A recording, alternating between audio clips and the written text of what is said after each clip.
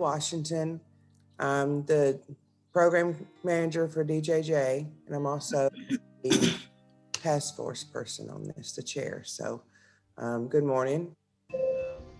When y'all introduce yourself, you got something new, let us know. And then we're going to have a few speakers this morning tell us what's going on in the community with the stuff we're dealing with. So Ms. Kelly Law, you're next, please, ma'am. Hey everybody, I'm Kelly Law with Carrollton City Schools, and I'm the social worker, the families in transition coordinator, which is the same as the homeless liaison, and the foster care point of contact. And in the background here, I have my intern, Brittany Berry, with me. Ms. Clifford. Good morning, I'm Abigail Clifford, and I am the Chronic Disease Prevention Manager at District 4 Public Health. So our office is in LaGrange, but we cover 12 counties in this area. And this is my first Carroll County collaborative meeting. So I know this is the strategy team. So thank you for having me. And thank you for coming. And we're real informal around here. So, you know, if you need anything, just let us know. If you have questions, you can put in the chat box or raise your hand, whichever you want to do. And we'll get to that too, okay? Thanks for coming. Lisa Merrill. Lisa Merrill, a peer specialist for Carroll County Mental Health Advocate and the NAMI facilitator. Good morning, Lisa. Amanda Buckner. Hi, I'm Amanda Buckner with the Georgia Vocational Rehabilitation Agency VR program. Our office is gearing up to, I believe, reopen full-time as of August 1st, meaning our staff at least will be coming back into the office full-time as of August 1st. It hasn't been indicated that we will be reopening to the public fully at that time, but that kind of is anticipated. As far as things that are new with us, this office is now serving Heard County High School in terms of transition services. Those individuals in the public that are served in Heard County, they can either access our office for services or they can access the Noonan office for services. That's, like I said, some of the new things that we have going on. We're still here taking applications and trying to serve folks. As the only counselor in the office, I am having to work 3 different jobs, so things are a little backlogged, but other than that, you know, we're doing the best we can every day to serve the clients to the best of our ability, and are grateful for the opportunity to be a part of this team. Thank you. Thank you, Amanda. Chris Favors. Good morning, how you all doing? I'm Chris Favors, a marketing coordinator with the Mara Group. What we have coming up, and I will send you an email, Ms. Gonzalez, we're having another second quarter roundtable where you can come out and get updates on the Mara Group and also meet new community partners so you can blast it to your team as well. And I'm glad to be here. And also on a disclaimer, I have a 9:30 that I have to come to a hard stop. We're here around 9:20 to actually do an event at 9:30, begins at 9:30, but just greetings, everyone. Thanks for coming, Chris. Yes, ma'am. Amanda Carden. I'm Amanda Carden with the Child Advocacy Center. I'm the interim executive director here and forensic interviewer, serving our kiddos in the community. And we'll hear from you in just a little bit. Yes, ma'am. Ms. Pat. Hi, everybody. I'm Pat Harris, retired teacher here in Carroll County for almost 15 years. And my group is looking to establish a center where we will serve young people as well as adults. So hopefully we'll get that off the ground. I was invited by Ms. Gonzalez and look forward to serving with you. Thank you, ma'am. Thank you for coming. Welcome. Jody Goodman. Good morning, everyone. Jody Goodman, Carroll County Mental Health Advocates, and the newly launched Carroll County Crisis Response Team. And I think I'm gonna have a little bit of time later to share with you guys. You are, Miss Jody. We'll get back to you in just a few minutes. Oh Lord, my screen just shifted around. Hold on a second. Miss Stephanie. Good morning, everyone. I'm Stephanie Tullis with Cultivating You, Inc. which is an organization serving underserved youth 14 to 19 through literacy initiatives. We have an upcoming event this Thursday, April 22nd at 5 p.m., which is virtual, and it's mindful meditation, which is entitled The 3 B's. Be mindful, be present, and just be. And it is the kickoff to our new program, Mindful Moments. And I'll leave the link in the chat box. Thank you, Stephanie. Thank you. Lewis? Great. Wednesday, I think, it's sorry. I'm a day ahead. Summer Lewis with Georgia Families 360. We are a part of AmeriGroup. We are the entity that serves youth who are in foster care as well as adoption assistance in the small population of DJJ. I put over in the chat some of our ongoing events that we're having. We have a town hall that'll be on Tuesday.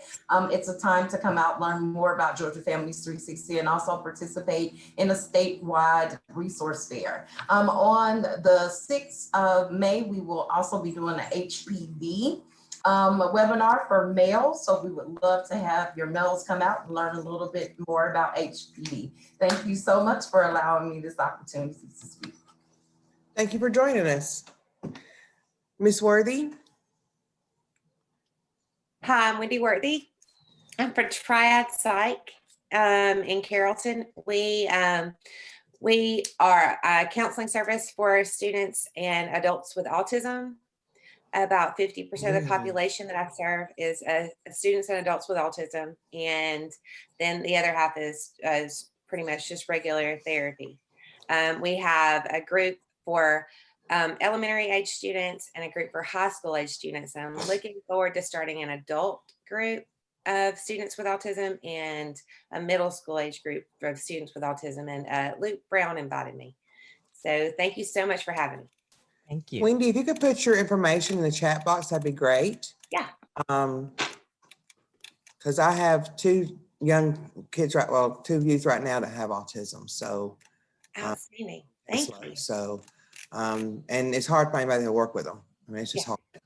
Yeah. So that'd be great. If you Love could them. do it for all of us, but especially for me, but for all of us, that'd be great. Oh no, I just switched around again. Okay. Miss Karen Wild. I know your name, but I can't see all of it. So. Oh, sorry. It says Carrollton City Schools, but that's not why I'm here. Sorry about that.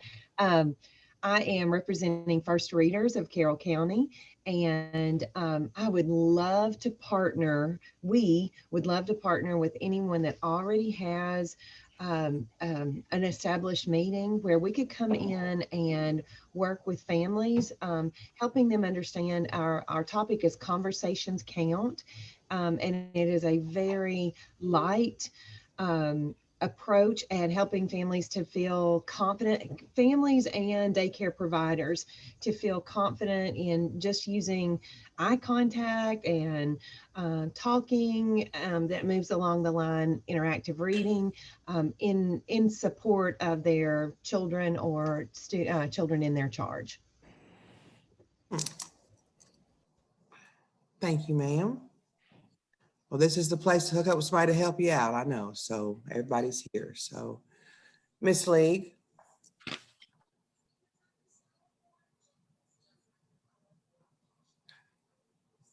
Miss League.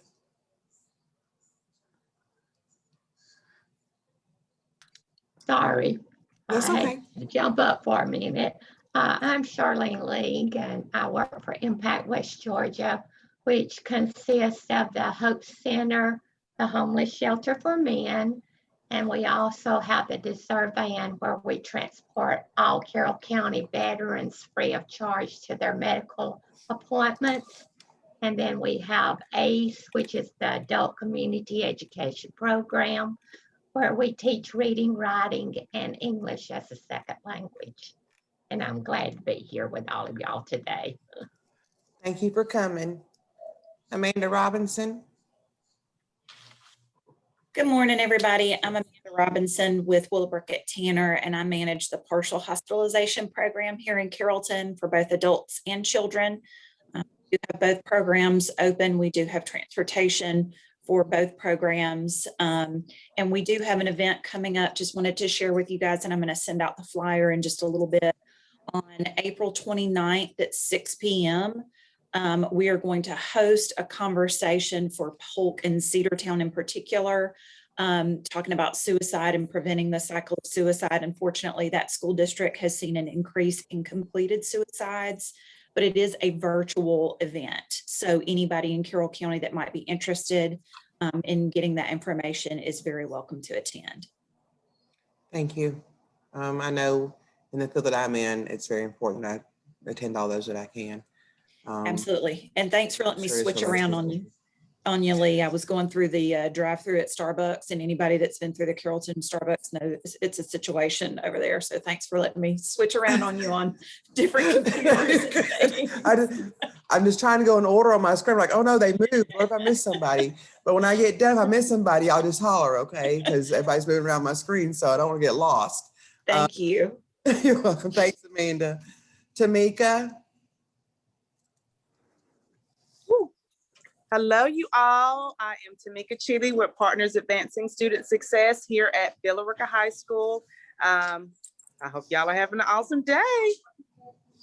Thank you, Tamika. Miss Mary. Hi, I'm Mary Sells, WIOA coordinator at West Georgia Technical College. We assist students with additional funding to help them earn credentials. In a lot of different fields, we cover all types of expenses, anything that's required for the programs, right down to, with the nursing and everything. We cover the uniforms and background checks, exams, the certifications, everything. So they come away without having to take out student loans. So anyone that you may know that is dislocated right now, it's a perfect time for them to step in for summer term starting up. And we can certainly set them up and help them get some education in the field that'll get them back on their feet. Thank you. Thank you, Miss Mary. Erin McGinnis. Hi, I'm Erin McGinnis. I'm a career facilitator with WorkSource 3 Rivers, which implements the WIOA grant as well. I work with adults and dislocated workers age 18 and older to assist them in getting training and then employment to lead to self-sufficiency. I see several familiar faces, so it's good to see so many of you. I serve Coweta, Carroll, and Heard County. So typically, I think the Carrollton meeting and the Coweta fall at the same time. So I'm so glad to be here and hope to join for many more. Thank you for having me. Thank you so much for coming. We appreciate you being here. Luke Brown. Hey y'all, I'm Luke with the West Georgia Regional Library System. So all of our public libraries in Carroll County, they're open inside. You can browse the collections, you can use the computers, you can use the seating areas. The Neva Williamson Library in Carrollton has study rooms that they can use. So we're not doing many in-person programs right now, but maybe that should be next, hopefully. Thank you for coming, Luke. And Patrick from the Rafa Clinic is here. He's on mute for the meeting, but he's put his number in the chat box if you'd like to write it down.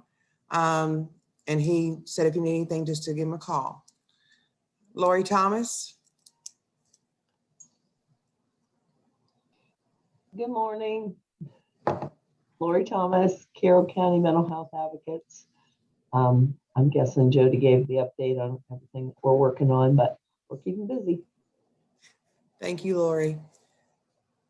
Miss Forney. I know there's more to your name, but it's not showing. Hi, Valeria Forney Williams with the Department of Veterans Affairs. I am the licensed clinical social worker in outpatient mental health. Not much that's going on in regards to we're not doing face-to-face as of full face-to-face. We are doing 25% of seeing our veterans for face-to-face. So we are doing some face-to-face with veterans. Hopefully as the numbers decline, then we will be doing more of that. That's all that we have at this time. Thank you, ma'am. Did I miss anybody? All right, good. As far as what we're doing with DJJ, we are seeing our kids face to face. We're seeing every youth at least one time a month face to face. We're trying not to let them inside our office. We do it in the parking lot or in our lobby. I try to bring them back. If they need to be drug screened, we do drug screen in the restroom, send them right back out front. And of course, everything is Lysol down and wiped down, and everybody gets their temperature taken, all that good stuff. We are also doing home visits again. We're not going inside the homes. We're standing outside and waving them on the porch. We're trying to be safe. We're trying to get my staff safe. It's really still kind of scary for everybody, I think. But I want normal back so bad I can't hardly stand it. I got in this field to work with these kids, and I haven't seen kids in months, and it's driving me nuts. I'm just going to be honest. So we're getting back slowly. Thank everybody for coming. And Miss Gila, it's up to you for our report, please, ma'am. Hello, good morning, everyone, and thank you for being with us today because I see the full screen full, and I am glad to hear all of the good things that everybody's doing. We've been working on the Youth Mental Health Task Force. As you know, we had our second meeting last February, and the subcommittees are working very hard. And I am, as of 2 days ago, Rachel Edwards from the subcommittee from Awareness and Education has told us that we have a theme, and it's called Mental Health Looks Like Me. So we are going to be working on that. And the website, Amanda, she has been doing amazing work, and she has gotten the high school students involved. And so they're going to be working with the website, and we are working diligently, and we have to give our reports today of everything that she requested from us. And the peer-to-peer, we had a meeting with Youth Move National, and her name is Madeline Zielinski and Sheena Biggerstaff from Georgia Parent Support Network. And they came to talk to us about youth mental health, Youth Move National. This is a group that does different things, but it does not fit for what we are trying to do. So we are still seeking what it will be, the curriculum that we are going to be using. Miss Lori, did I miss anything? Nope, the committees are all working hard. We're making some progress. So yeah, we're hopeful that at the June meeting with everybody, we'll have lots to report out. And that's short and sweet, but very encouraging because I love how the subcommittees are working. And so I'm going to leave it at that. We're very excited. Definitely a group effort going on. So that's good stuff. All right, Miss Jody, update us on your stuff, please, ma'am. So May is the Super Bowl for CMHA. May is Mental Health Awareness Month, much like April is Amanda Cardin's Super Bowl month. May is our Super Bowl month, and we are gearing up, eagerly awaiting for May 1st. So y'all say lots of prayers for me and the staff. I'm just going to go over, we will send out an overview of all of our activities that we have planned for May. So don't feel like you have to write these dates down. I'm just going to go over really quickly and really fast. May 1st, we will kick off Mental Health Awareness Month at Mayfest. We will have a booth, so come visit us, look for the green tent. May 5th, we will be hosting a Glow Flow yoga class here at our offices on Bradley Street with black lights and glow in the dark body paint. Don't ask. May 6th, we'll have a community conversation. And this is geared towards providers in our community, like you all here on this call, talking about living in recovery. And Hank Arnold, who is the founder and director of Coweta Force, will be our keynote speaker. It will be May 6th from 9 to 11 at City Station. Again, all these dates will be provided to you all. May 11th, we are hosting a first responder mental wellness workshop for first responders and their spouses. That will be held at Carrollton PD from 5:30 to 7:30. Our keynote speaker is Chris Wigington. He's the director of Georgia Public Safety Training Center. We'll be talking about mental health among first responders. And we'll have some swag bags and lots of fun stuff for our first responders in our local community. May 15th is our Miles for Mental Health 5K and 1 mile fun run. We have had a great response from the community thus far, and we're still about a month out. So if you know anyone that likes to run or walk, we're having lots of fun stuff, food, live music, DJs, fun stuff. Come out and join us. May 18th is a community conversation that's geared towards parents and youth. It will be from 6 to 8 p.m. at City Station. We will have 2 of our youth representatives that serve on our Youth Mental Health Task Force speaking with their parents on living with mental illness and living in recovery. We have Lauren Carnes at Carrollton High School and Gracie Warren at Central High School, along with their parents, talking about their personal testimonies. And we're so excited about their stories and how they are living in recovery. What else do we have? May 27th, we have our CMHA open house, which is from 3:30 to 6:30 here out on Bradley Street. And all month long, we will be celebrating Shine Green Carroll, which is our community awareness campaign, which is shining a light on mental health and wellness. So if you want to take part in that, we ask everyone to shine green Carroll, turn your light, switch out your light bulbs to green, or have a green bow or some kind of green insignia participating in Shine Green Carroll. So just really quick, I also want to give a shout out to our Carroll County Crisis Response Team. They have been in service for 17 days as of last Friday. They have responded to 34 911 calls, and they have done approximately 36 follow-up calls to those 34 911 emergency calls. So they are doing great work. If you see them out in the community, thank them. It's a new program. We are newborn infant babies in this program. So we still have a lot of growing pains to do, but we're super excited about this program and what it has to offer for our community. So I'll stop talking. Thank you for your time. Thank you, Jody. And I think we qualify now as, the first food babies. No, ma'am, not yet. You don't think so? We're still newborn. On formula? Okay. All right. All right. Our speaker today is Miss Amanda Carden with the Child Advocacy Center. And I'm going to let her have it. This is her Super Bowl month, as Jody said. So let's go, Amanda. Tell us what you got. I love what you call that, Jody. Super Bowl month. That is a perfect name for it, with everything that comes with the Super Bowl. This month is Child Abuse Prevention Month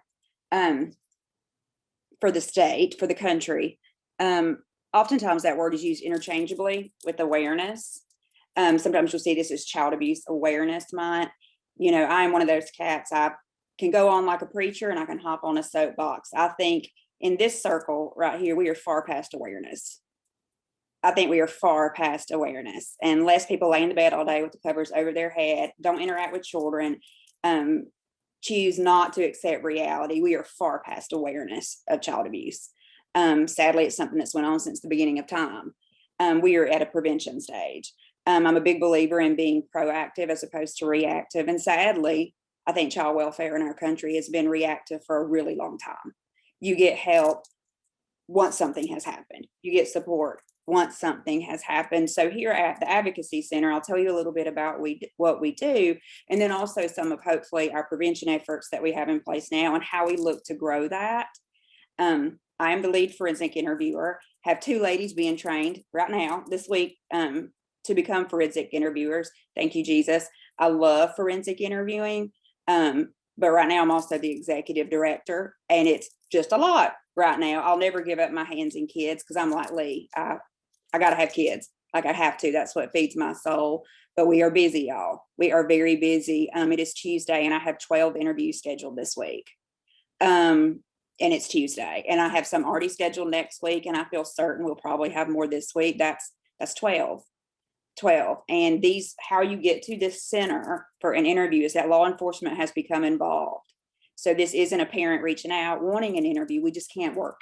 We just can't do that. We can provide other services and support, but we can't interview. This is 12 children that law enforcement is bringing for forensic interviews, that there is concern of abuse that has occurred, either through disclosure, physical pieces, a number of things. So that's just kind of where we are with that. Right now, this week, if all of those kiddos come in, we will have interviewed 100 kids so far this year, and we're April. And that is a lot, y'all. And statistics tell us, and I certainly don't think that Carroll County, Harrelson, and Hurd are unicorns, only about 25% of abuse gets reported. And that's for a number of reasons, much like mental health. There's stigma. And I'm one of those folks. Nobody's hair's caught on fire yet, so I'm always just kind of say what I think. But we have to break that stigma. I always say it's kind of like either you're pregnant or you're not pregnant. You can't be kind of pregnant. You're either for kids or you're not working for kids. You can't kind of work for kids. Does that make sense? I don't believe that at all. You're either working and supporting kids or you're not really, and I know I'm preaching to the choir with all of this. But some of that is a failure to report. Some of it, there's shame associated. Some of it, the victim is not believed. I will tell y'all, we have very few false allegations, very few. And those that have occurred, there is so many other things going on that are unhealthy as to what would make a child make a false allegation. Sometimes their situation is so horrific, they know that will get attention. I've told you so-and-so's mean to me. I've told you we don't have food. I've told you life is crap at my house. But now I say if somebody's touched me, now you're going to pay attention. A child that's living in many ways, unless there's some really underlying maybe psychological needs, seldom make a statement that's not true. It's what I tell people: don't automatically discount that child. Dig into what's going on, because there's nothing normal about making a false sexual abuse allegation to get attention. Lots of ways to get attention. Are we listening? Are we paying attention, or do we see what we want to see? But anyway, within the center here, we do forensic interviews, of course, but I always say that's kind of what gets an advocacy center's attention. And the reason we do those is that there's a really specific protocol for talking to children. Our law enforcement is exceptional. I will say that I have seen the toughest of the tough cry their eyes out about kids. It is exceptional. But they have a really strict protocol they use for interviewing adults. You can't talk to children in the same way. Any of you that work with kids or have kids, and the way you ask a question, if you ask it the wrong way, you'll get an answer that might not be true. Particularly young children, you can lead them. If I nod my head at you and smile, you will answer yes to anything I say. Things like that. You can't ask direct questions. You can lead them. You can't introduce things. Even though this child may be here because their granddaddy has supposedly molested them, I can't say, well, tell me about what's going on with granddaddy. I can't say that. I have to wait for that segue. So there's that protocol with that, because the goal of an advocacy center is that a child doesn't have to tell their story more than one time. Because when we ask lots of questions, stories change. A lot of research to support that if a child has to tell multiple people, by the fourth time, they didn't think the first time was good enough, so they maybe add more to it. They're trying to remember what they said the first time because they're afraid you're not going to believe them, or sometimes having to talk about it a lot makes them think they weren't believed in the first place. So they get here for that. But I feel like the beauty of our center is that we offer services. And that's what's critical. Getting to share your story of what's happened it's a piece of healing, but you don't just get over things, and your family doesn't just get over things. We offer therapy. We can, refer you out to about anywhere you want to go. Nothing that we do is of a charge to a family. The last thing you should have to worry about when your child has been brutalized is that you can afford to pay for what they need. Because as we all know, sometimes insurances don't pay. Sometimes there's other things that are going on. We also offer food assistance, try to support with housing needs, health needs for the whole family, all of these things, because, I'm a big believer, once you know, then you have a responsibility to try to do something about it. So how do we support those folks? I always use this analogy. Everybody's got a cookie. I got a cookie. You got a cookie. Karen Wild has a cookie. Erin McGinnis has a cookie. Everybody unknown here has a cookie. And those of you that don't know, we all got a cookie. And sometimes this cookie is really big. And you can't eat it all at once or you'll choke. You'll choke. You got to take little bites.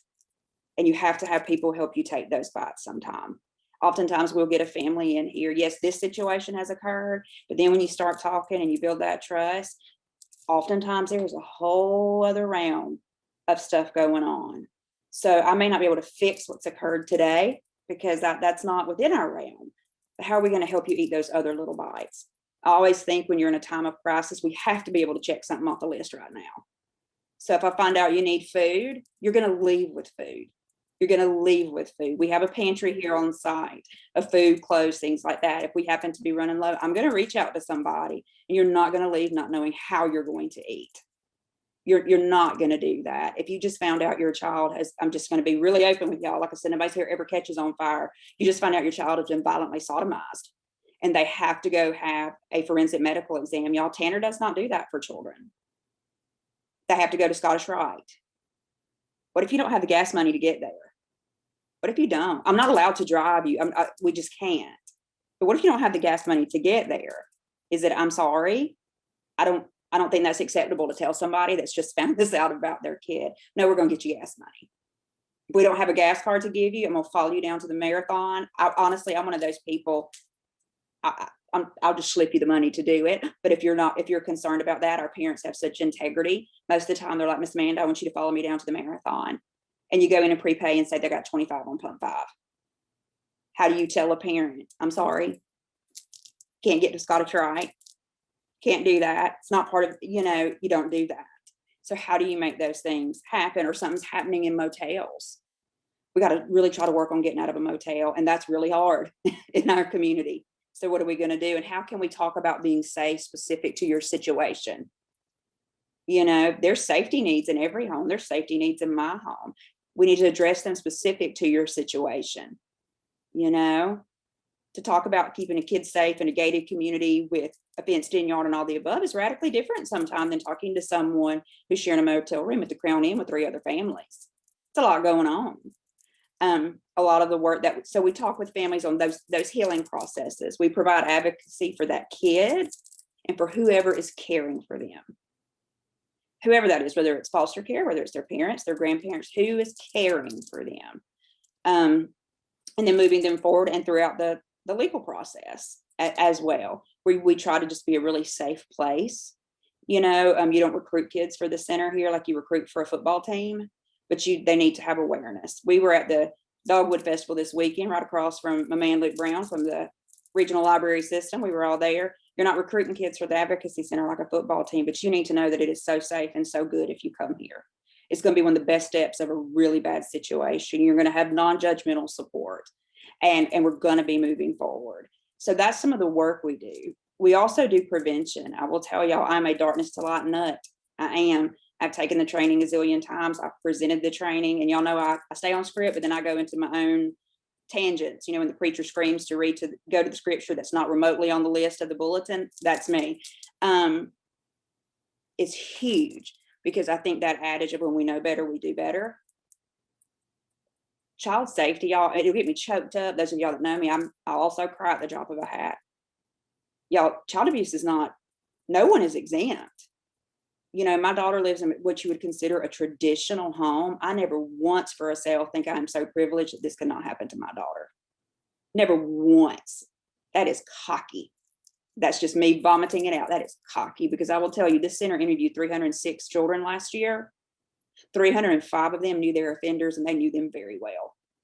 305. And it happened from the country club to the government housing. It happened everywhere. 305. Most of the time, their offender is someone they know, they love, they trust. They're charismatic. It's not a creeper in a trench coat. Might be the person that sat down and had supper at your house. Might be the person you sat by at church. It might be the person that you have trusted for 15 years to take care of your kids, and then you find out something's been happening. That's the reality of it. I was a veteran school, public school educator 15 years, y'all, and I considered myself right there with Karen Wild, who is my mentor in life, in the ditch. I thought I knew. Do you hear me? I thought I knew. And I felt like I knew a lot. I thought I knew. Thought I knew. I didn't. I didn't. So a big thing that we have going on is prevention. It's prevention. How do we keep our children safe? You know, I tell everybody it's a whole lot more than a hashtag. You know, it's a whole lot. I'm so tired of seeing keep kids safe. And then you reach out and be like, have you had the Darkness to Light training? And you don't hear back. Or I'm so excited that you're passionate about this. We would love to have you come be part of the center. And you don't hear back. Hashtags are easy. What you doing to keep kids safe? And when I say that, when you go with your kids somewhere, are you also looking at other children? Are you also aware of their surroundings too? Because it takes everybody. It takes absolutely everybody. It's like I say, you can't be kind of pregnant. Same thing with kids. You're either all about kids or you're not. You know, like I said, I give people hives and I know it, but I can't help it. And I see everybody shaking their heads. So it's okay. Y'all give people hives too. So it's perfect. Y'all are my people. So we talk about all of this stuff. So we've been doing a lot of prevention, Darkness to Light training. I push it because we also know that we have had, I say child abuse has happened since the beginning of time. We know that. Social media has changed the element, but I have a lot of friends who were molested who never reported it. Or if they did report it, nobody believed them. We know better now. Things get reported. There are conversations had at school. Educators are mandated reporters. All of us in this room serving children are mandated reporters. If you haven't had that training, let me know. I could hook you up with it.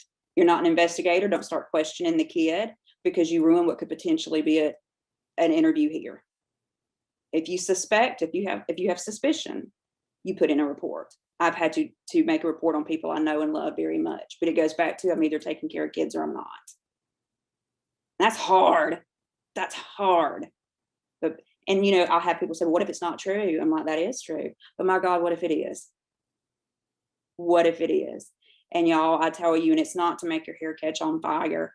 We have children in our community who have lived in historical abuse situations that Hollywood hasn't thought of yet. They haven't. We have, you know, the word sodomy makes everybody's hair catch on fire. Happens a lot to kids. A lot. A lot. I've seen a child that has to wear a colostomy bag for the rest of their life due to that. We have also happening in more what people consider traditional molestation. The fact that we would have a traditional category is horrifying. So how do we keep kids safe? What do we have to be aware of?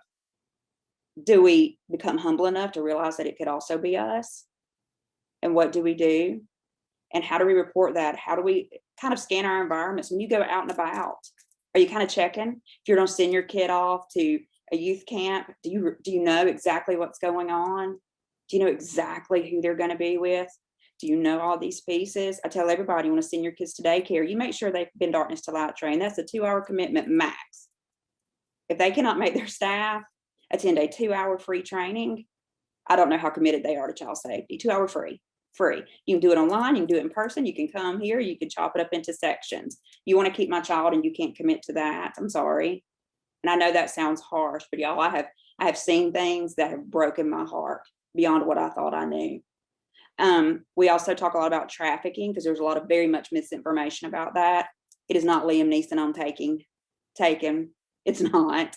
It's not some creepster. We've always told our kids not to talk to strangers, and that is a great idea. But in our area, it's not the strangers hurting our kids. It's people they know. Right now, if you want to do one thing to keep kids safe, if you have a child, if they have Telegram on their phone, you take it off and you take it off right now. That app, you take it off and you take it off right now. It is the app of predators.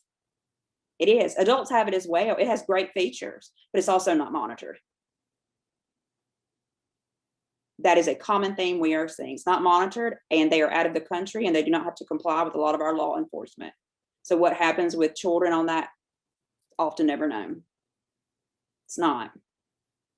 People talk about the censorship of Facebook and the fact checking. Facebook also reports to local law enforcement all the time. All the time. They've somehow traced child pornography, found the location. They contact law enforcement and they start going. Nothing's ever deleted, ever. ever. And but Telegram, I tell everyone, you take it off right now. It is horrifying. I went and did some research on it. The things that have happened that have been admitted by both a predator and a child, and law enforcement can't get it. But no need for it. No need. The only reason you would need that would be for some secret messaging. It's a little bit easier maybe than some other formats, but it is not safe. I tell everyone that you get that phone and you check it. Check into your kids' social media. And I know people preach that, but it is not, cannot be preached enough. Look at their Instagram, who likes them. Some 42-year-old man don't need to be following your 10-year-old kid. That stresses me out if your 10-year-old has Instagram. I'm just gonna put that out there. But grown people don't need to be following. Your children don't need to be interacting with strangers. Somebody's liking a picture of you in your cheerleading uniform. You're a 14-year-old girl and a 48-year-old man is liking the picture of you in your uniform. And guess what? It's got a Carrollton Trojan on it. So he also knows you go to Carrollton. And you made the JV team, so he's already figured your age in his head because of how that works. He knows you're in Carrollton. He's going to look that up. He's going to tell you look great. Might somehow figure out how to get in the stands and watch you cheer. Do all of those things. So be mindful of what you even post of your own children. And I'm very guilty of that, y'all. Very guilty. But I do realize even though I'm private on Facebook, and I think I know everybody I'm friends with, you never know. You never know everyone. And I always say the only house you really know is your own. What are you putting out there? Be mindful of locations. Be very mindful of that. School insignias, if someone is a predator, they can automatically identify the geographic location of where your child lives. Automatically. I always tell people, when you get book bags monogrammed for kids, be mindful of putting their name on it because name is familiarity. We're Southern. You know what I mean? If I'm like, hey girl, that means I don't remember your name more than likely. Knowing your name is a personal affect. Lot of stuff going on. You have a cute little book bag on. Your name is Susan. Somebody might not be nice. Be like, you're such a pretty little girl, Susan. They know your name. You had on a Carrollton Trojan t-shirt. They know that you go to Carrollton and your name is Susan. And that's not to scare people. It's awareness. It is awareness and how we have those conversations with our kids. Gosh, I could go on forever and I'm so sorry. But we do a lot of prevention. And mind you, I share the gospel truth, as I say, with everyone. Sometimes I'm more frank in groups than others. If you're at this meeting, you're in the business of kids, and I know you are. You know, sometimes I'm a little more tactful in how I say things. But you know what? Sometimes I've found to get attention, you have to be less tact. Sometimes you have to. You just do. You have to be less tactful, or people kind of tune it out. And the fact that you saying child sexual abuse doesn't raise enough red flags, you have to use the word sodomy. You have to use this and that. A major thing right now that predators have going for sodomizing young children is that, particularly boys in our area, they'll say if you report it, everybody's going to think you're gay. That's terrifying for a heterosexual male in West Georgia. How are we talking to our kid? They're terrified to report it because of those pieces happening. So we talk about all of that jazz. So it's just these awareness pieces. Again, I go back to that. But, you know, national statistic is that 90% of kids know their abusers. It's far higher than that in our area. It's 99.7 as of last year. If we stay on track, we are going to do more interviews than we did last year. And that was 306. And that was following a pandemic. Things are just, you know, kids are just sharing. Kids are just sharing. We also do some specified prevention programs. I met with a group of young single moms the other day, and we talked about boyfriends, and we talked about who are you letting in your house to watch your kids, because someone with poor intentions, there's no better way to get close to a mama than to get close to their children. There was a child from Carroll County that was, mom had a boyfriend in another county, and mom went to work, left that child with her boyfriend. That child didn't wake up. They were beat to death because they were misbehaving.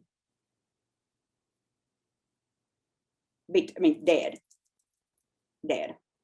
So we talk, you know, so within those realms. So darkness to light training, if you're not signed up, I've never taken that, please reach out to me.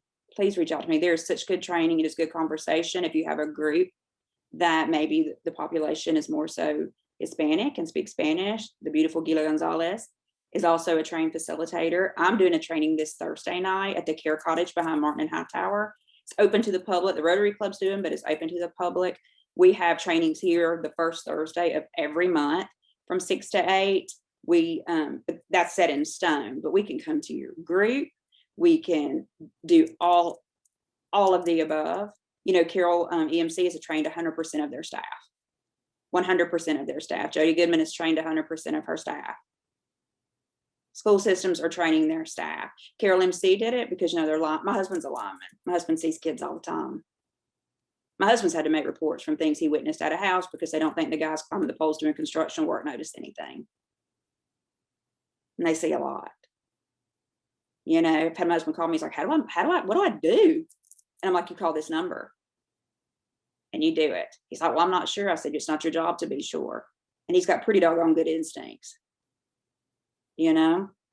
So if you're interested in that training, if you're interested to have us come present anything to your group, let us know. We're going to move forward some parenting groups as well, because parents struggle sometimes. It's hard to be a parent. It's hard, period. You know, when I started teaching, there was no social media. It's changed the game. Kids are addicted to their phones. I've had kids lose it about a phone. When you tell somebody I need you to take their phone, or it's a good idea, they don't know how to start to do that, or they don't per se know how to keep individuals safe. We're starting some parenting groups with that, some support groups within our center. We also have a fundraiser going on, which I have to plug. I cannot help it, y'all. And I hate raising money. I'm that person that doesn't send their kid door to door with fundraiser. Like, she sells 10 boxes of donuts. Guess who bought 10 boxes of donuts? It was me. Do you know what I mean? It stresses me out so bad. But I have shared this because I believe in our work. We do get some government grants, but we're a nonprofit. Those funds get cut all the time. But those of you that work in government grants, federal grants, they're really particular on what you can spend on. Very particular. And so when we're talking about resource support, when we're talking about getting gas to get somebody up to CHOA, when we're talking about school clothes, when we're talking about food for the weekend, our grants don't cover that. Therapy, our parent families don't pay for therapy. That has to come out of something. So if anybody ever feels led by the Lord, you can do that through Facebook. If not, I totally get it, because there's so much going on and so many amazing causes. But if I can ever do anything for y'all, for your group, I'm also open if anybody ever has questions. I have a lot of people that just call sometime and ask questions about not just people they know, but sometimes you have questions about yourself. You know, I'm a mom. I have to have a group of people that I can talk to about Abigail, you know, and if there's ever anything, please let us know. If you suspect something, you're just not sure of how to walk through that. I've had people reach out and be like, hey, I think this is going on. And be like, we need to report it. Let me talk you through that. Let me talk you through that. You know, because we got to do right by kids, but I understand being afraid. Don't ever turn your eye because you're afraid or you're concerned or because you don't know.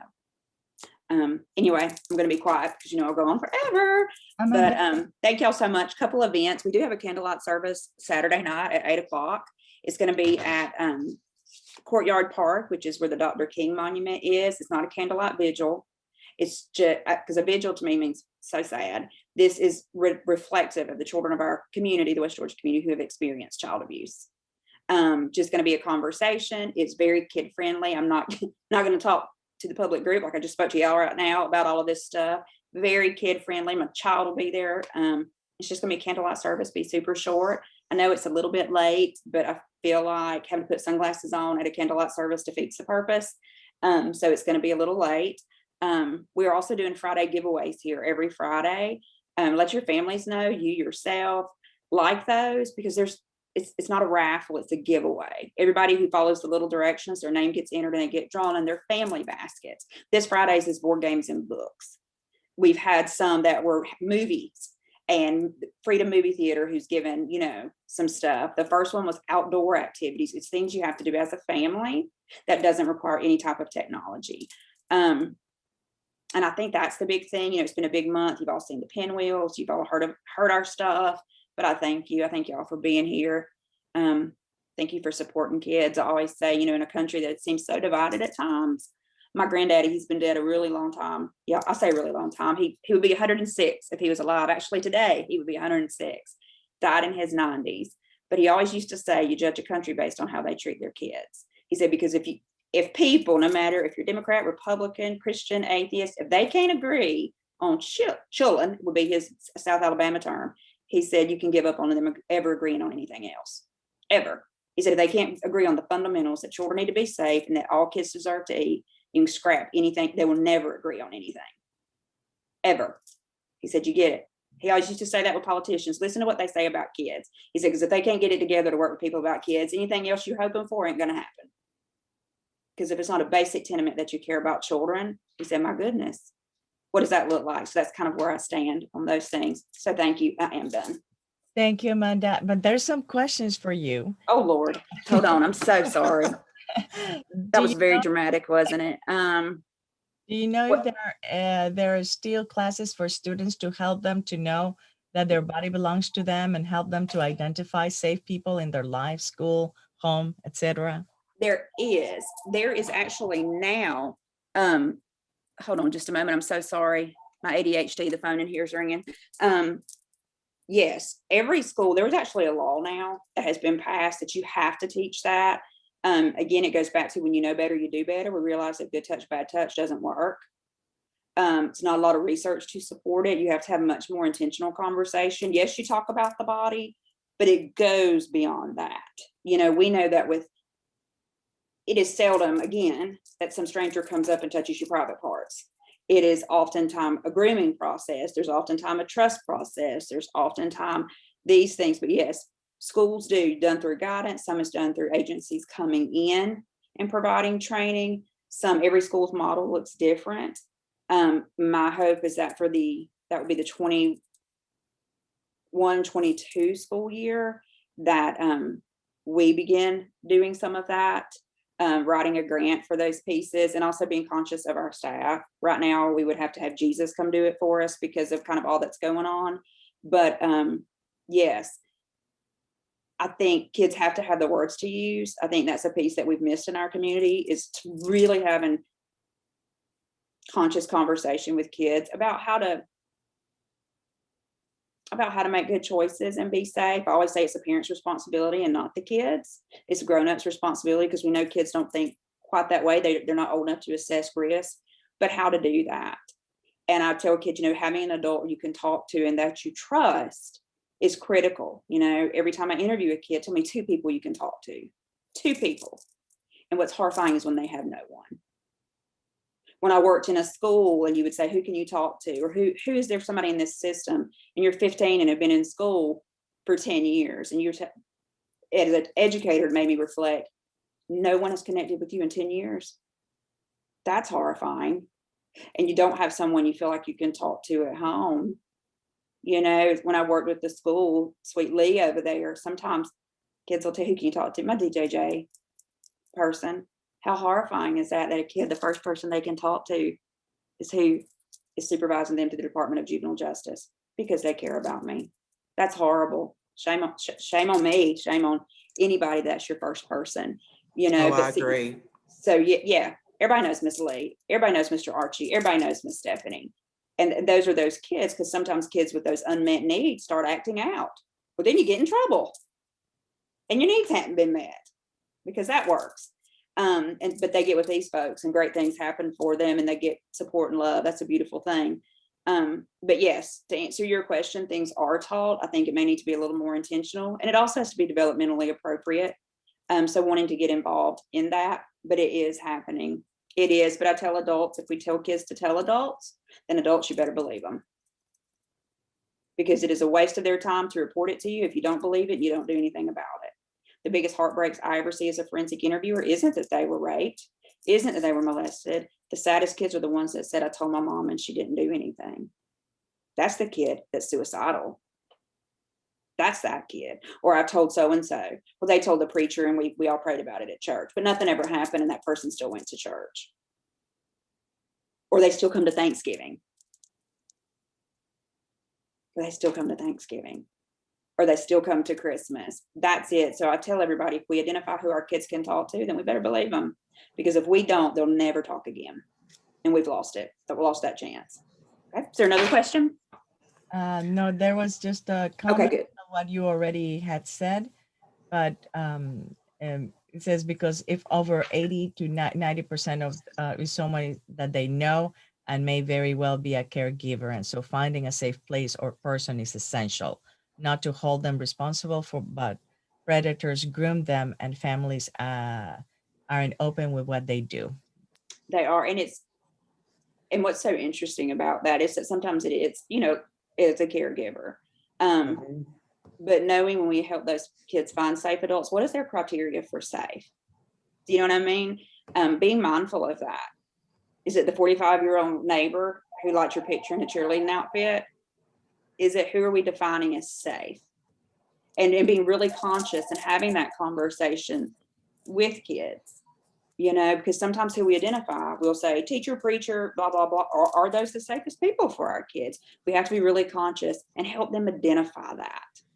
You know, when they're throwing out those names, you know, I have kids all the time be like, well, so-and-so who's my best friend who's 16 is. I'm like, I love it that you have friends. I love it. That's very healthy for kids. But there are sometimes things you need that a 16-year-old just can't provide. I can't. Exactly. Who is a grown-up? You know, who is a grown-up? So just having those really intentional conversations, you know, and sometimes I feel like as a society, we victim shame. You know, I always tell people, you know, there's no such thing as a child prostitute at all. It's a child that's being exploited. Prostitution usually is a two-way street. A child can't consent. They can't consent. So when looking through those pieces, I also think a lot of just significant, we still have our drug awareness weeks, but very intentional conversation about drugs. I also think is incredibly important. Pot smoking is epidemic, regardless of how you feel about it. Personally, it's epidemic. And if a 12-year-old has to smoke to just function, what's going on under that? You know, we also are seeing a lot laced with fentanyl too, which is a whole other concern. But those types of pieces, because sometimes kids will trade things for things, you know, and that's being trafficked. If you trade sex for pot, that's being trafficked. So just all of that jazz. So anyway. Thank you so much, Amanda. Thank you, Amanda. And you need to bring your pinwheel by my office so we can do a picture in front of my son. Oh, yes. I've got it all. Okay.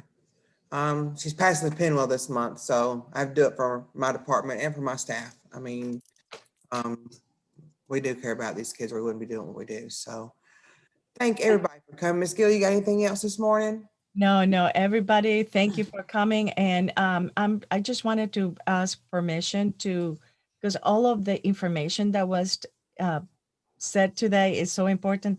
Can I just put the whole thing on YouTube and that way people can know about everything, or you don't feel comfortable with that? That's fine. There's not any personal information given, you know what I mean, given out at all. So that's fine. Thank you. I think that'd be good. So, and let me just say that Gila has expanded our horizons a whole lot as far as this task force and our Family Connections group, as she is now the director of that. She has a lot on YouTube. She has a lot on Facebook. She's really getting us out there, and we appreciate that. It's amazing. It is amazing, and I'm on both boards, so it's great. So just getting our name out there helps. A lot of people don't know what we do. They're learning.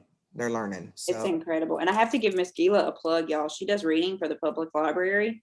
I'm telling you right now, it is the best stories ever to listen to as an adult. Like, I need her to come read me a bedtime story every night so I can go to sleep and feel good. It is so good. It is so, I love it. And we'll go back and watch them, and it's always so good. It is so good, Gila. Thank you for doing that. First of all, the fact that you can speak English and Spanish, you are probably right here to Jesus at my house because my daughter wants to be bilingual. But it's your voice, the way in which you do it. I really need you to come read to me every night. Thank you. And next month, I am hoping that Jody will accept the invitation to read with me a children's book. She'll read it in English. She doesn't know this yet. She'll read it in English and I'll read it in Spanish. I will gladly accept. Just to add to your pile. It's okay. It's Super Bowl. Yeah. I'm ready. Right. Thank you, everybody. Our next meeting is May 18th, you guys. Same time, same place. Y'all have a good week. Thank y'all very much for coming. Thank you. Thank you. Have a good week, everybody. Same to you. Thank you.